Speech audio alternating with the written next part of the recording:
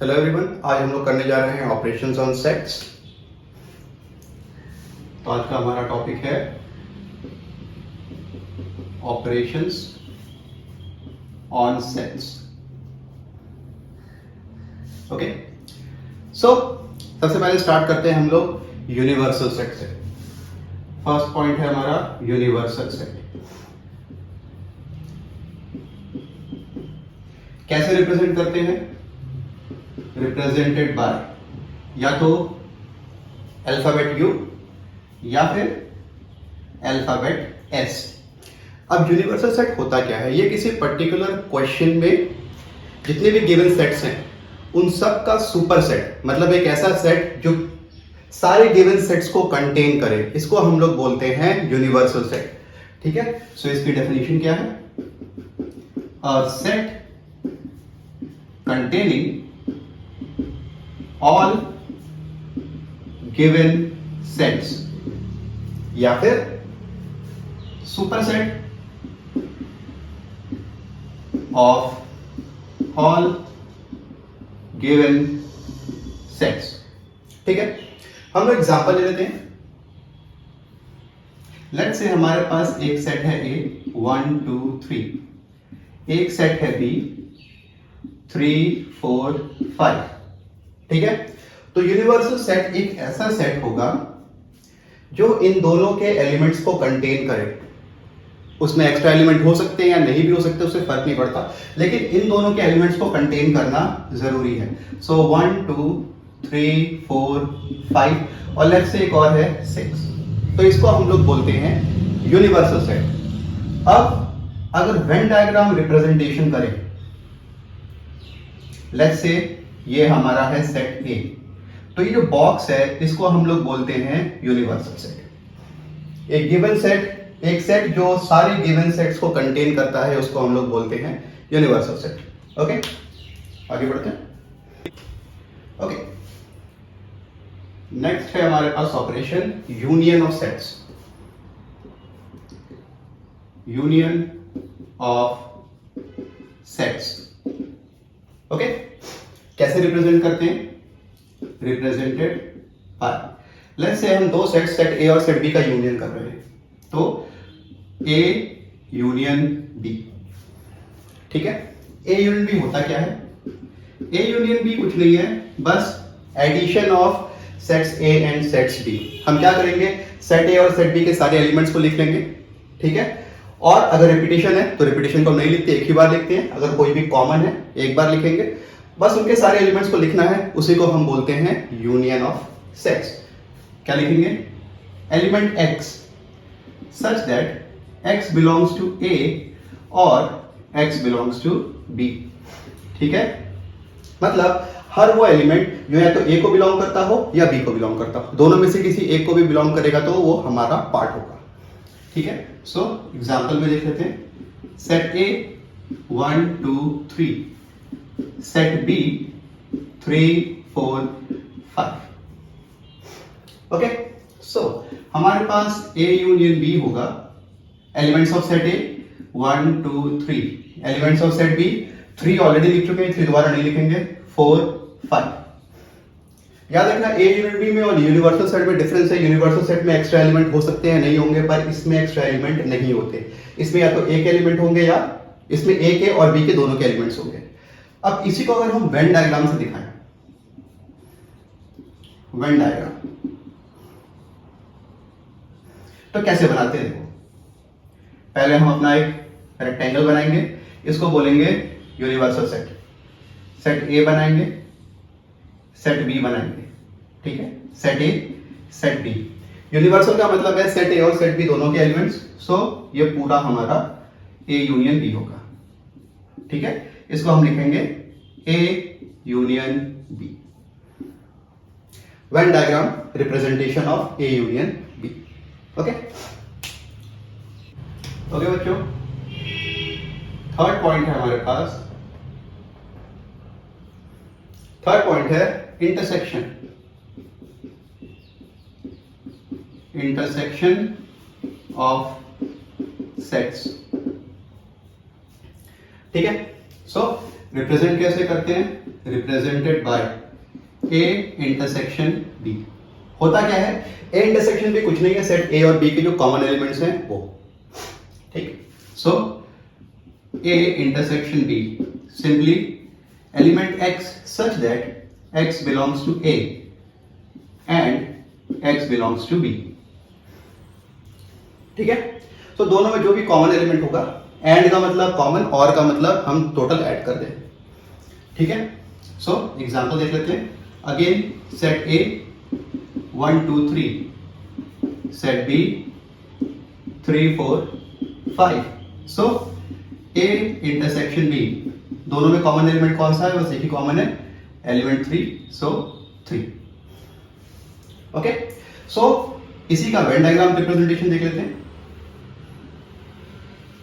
ये हमने बनाया हमारा यूनिवर्सल सेट, ये आया सेट ए, ये आया सेट बी, ए और B. So A intersection B इन दोनों का कॉमन एरिया होगा। ठीक है, इसी को हम बोलेंगे A intersection B. Alright, next देख लेते हैं। ओके बच्चों, फोर्थ पॉइंट है हमारे पास डिसजॉइंट सेट्स। डिसजॉइंट सेट्स ऐसे दो सेट होते हैं जिनके अंदर कुछ भी कॉमन नहीं होता, या फिर जिनका इंटरसेक्शन एक नल सेट होता है। ठीक है, डिसजॉइंट सेट क्या होता है, जब दो सेट्स का इंटरसेक्शन एक नल सेट होता है तब उसको हम डिसजॉइंट सेट बोलते हैं। ठीक है, रिप्रेजेंटेशन कुछ नहीं है, सिर्फ A intersection B is equal to is what और नल सेट। ठीक है, अगेन इसका example A 1 2 3 B A B C. So जब भी हम ए इंटरसेक्शन बी करेंगे, what are we going to get, we will get nothing. So A and B are disjoint set, ऐसे set जिनमें कुछ भी कॉमन नहीं है। और अब देख लेते हैं इनका Venn diagram representation. Set A set B, जब दो सेट्स में कुछ भी कॉमन नहीं होता तो उनका वेन डायग्राम रिप्रेजेंटेशन इस तरह से होता है। ठीक है, A intersection B will be null set, so A and B are disjoint sets. Okay, fifth, complement of a set.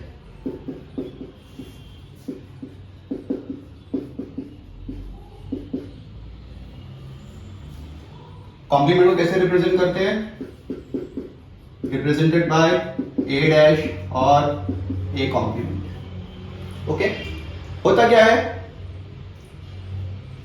ये भी देख सकते हैं, A complement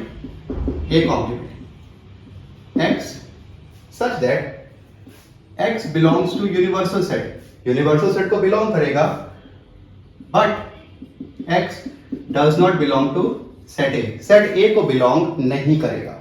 okay, so let's say हमारे पास एग्जांपल में यूनिवर्सल सेट है 1 2 3 4 5।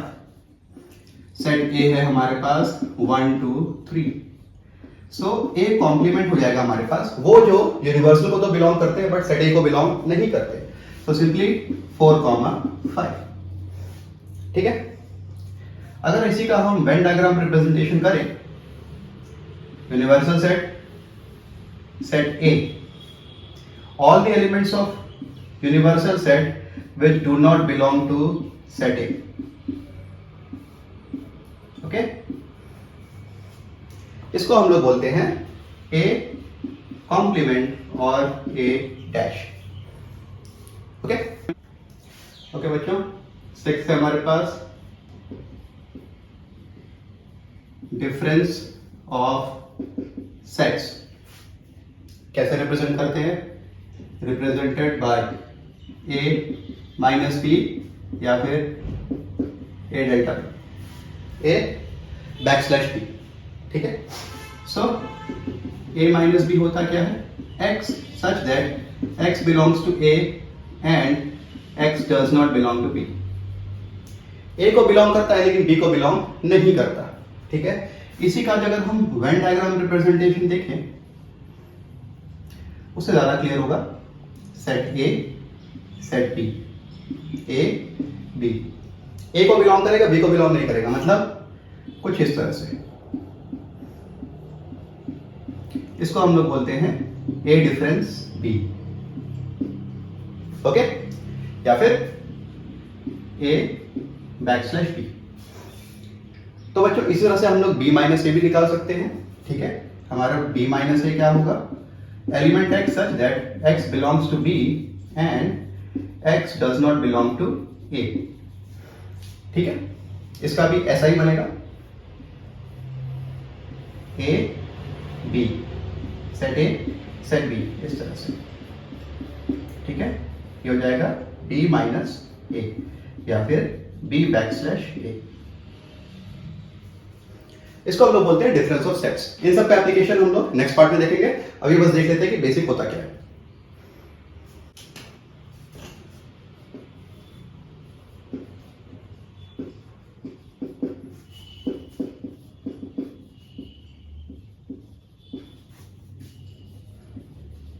नेक्स्ट है बच्चों हमारे पास सिमेट्रिक डिफरेंस ऑफ सेट्स।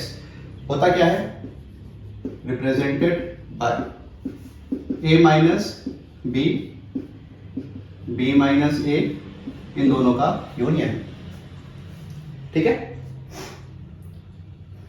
सो अगर इसी का हम लोग वेन डायग्राम रिप्रेजेंटेशन देखें,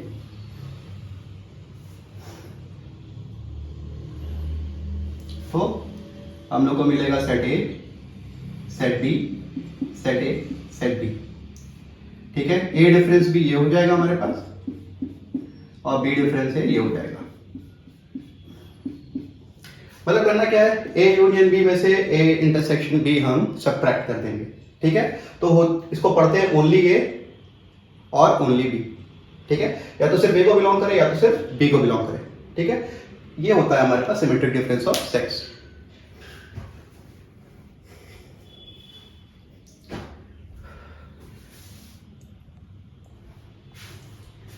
ओके बच्चों, अब देख लेते हैं हम लोग algebra of sets.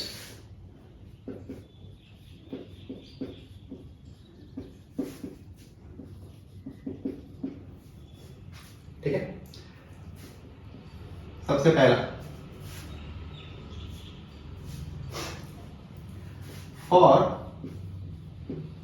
Any given set ए, जो फर्स्ट प्रिंसिपल होगा वो होगा A intersection A, A intersection A क्या मिल जाएगा हमको, सेट ए। अगर हम किसी भी सेट का उसे खुद के साथ इंटरसेक्शन करेंगे तो हम लोग को वही सेट मिल जाएगा, लॉग बी ए यूनियन ए क्या मिलेगा, सेट ए, ठीक है। और जरा इसका प्रूफ देख लेते हैं हम लोग, ठीक है।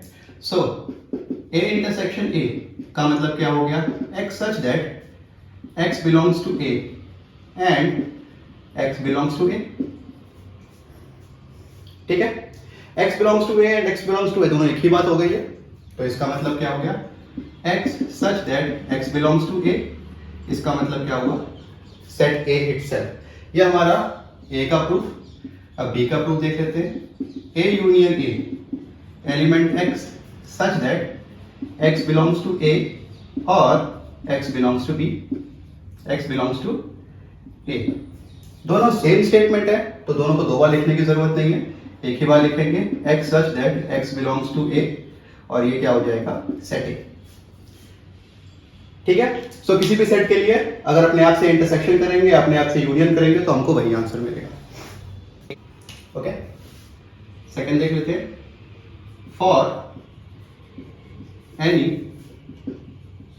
given set A, कोई भी गिवन सेट है। सो पहला लॉ क्या बोलता है, A यूनियन नल सेट, हमको क्या मिलेगा, सेट A इटसेल्फ। और इसका बी प्रिंसिपल क्या बोलता है, A इंटरसेक्शन नल सेट, क्या मिलेगा हम लोगों को, नल सेट। देख लेते हैं पहले वाले का proof, A union null set is equal to element x such that x belongs to A और x belongs to null set। Null set में कोई भी एलिमेंट्स नहीं होते, जो भी एलिमेंट होंगे वो सेट A के ही होंगे, ठीक है। सो ये बन जाएगा x such that x belongs to A और ये क्या हो जाएगा, सेट A सेट, ठीक है। सेकेंड वाले का देख लेते हैं proof, A intersection null set X such that X belongs to A and X belongs to null set. लेकिन बच्चों null set में तो कोई एलिमेंट होता ही नहीं है, ठीक है? तो जब नल सेट में कोई एलिमेंट नहीं होता तो ए और नल सेट में कुछ भी कॉमन नहीं है, तो सिंपली आंसर क्या आ जाएगा इनका? नल सेट, ठीक है? सो किसी भी सेट का अगर नल के साथ यूनियन करेंगे तो ए इटसेल्फ आंसर आएगा, और नल के साथ इंटरसेक्शन करेंगे तो नल सेट आंसर आएगा। थर्ड देख लेते हैं बच्चों। For any two sets A and B, ठीक है? पहला लॉ क्या बोलता है? A union B will be equal to B union A। Commutative law follow करती है यूनियन ऑफ टू सेट्स, और A intersection B is equal to B intersection A, ठीक है बच्चों? सो इसका प्रूफ रिक्वायरमेंट नहीं है। यूनियन और इंटरसेक्शन ये कम्यूटेटिव लॉ फॉलो करता है, ठीक है? इसी के अंदर हम लोग नेक्स्ट देख लें।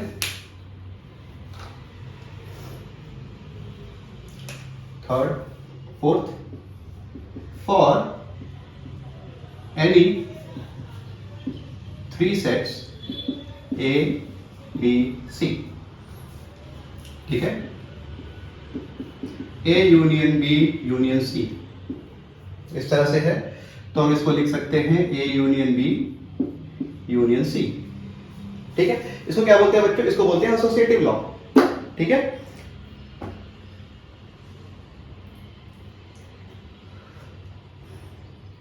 ये यूनियन के लिए फॉलो करेगा, और सेकंड ये इंटरसेक्शन के लिए भी फॉलो करेगा।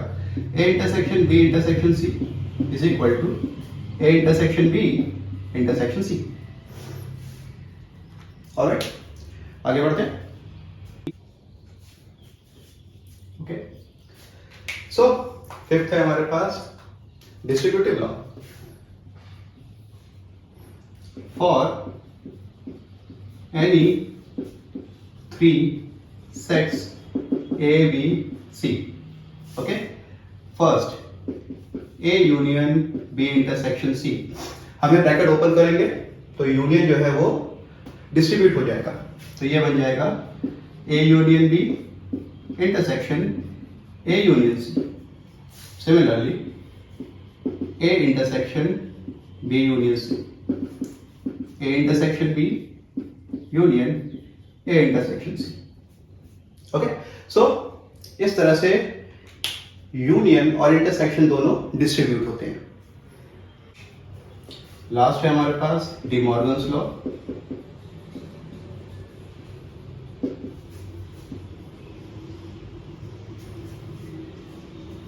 डी मॉर्गन्स लॉ क्या बोलता है हमारा? फर्स्ट, लेट्स से हम कर रहे हैं ए यूनियन बी डैश, तो ये बन जाएगा A dash intersection B dash, ठीक है? नेक्स्ट ए इंटरसेक्शन बी का कॉम्प्लीमेंट, डैश मतलब complement, so A complement union B complement.